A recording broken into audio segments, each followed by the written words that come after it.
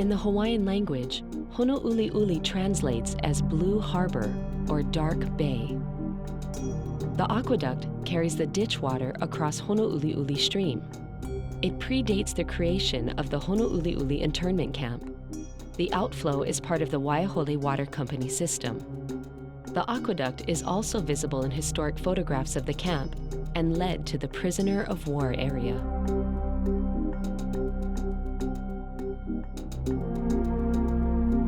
Honouliuli was the largest prisoner of war camp in Hawaii and housed nearly 4,000. The POW population was comprised of soldiers and labor conscripts from Korea, Okinawa, Japan, and Italy. And the largest group at Honouliuli actually were POWs. We're just learning about that group, but we know that there were upwards of 2,000 Korean POWs there. The Koreans had actually been conscripted against their will to serve as laborers in Japanese-occupied territories in the Pacific Islands, and they were then captured by the U.S. and held as POWs in Hawaii.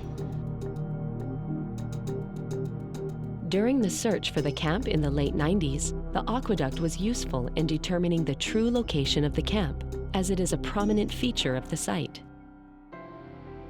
Jane Kurihara, a volunteer with the Japanese Cultural Center of Hawaii, describes how the Honouliuli internment camp was rediscovered.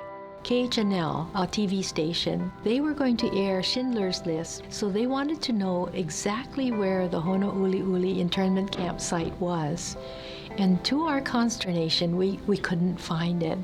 But more than that, we found people who said, I didn't know that Hawaii had internment camps. And so at that point, we realized that this was a very thinly documented period of Japanese history, and it was in great danger of being lost and forgotten.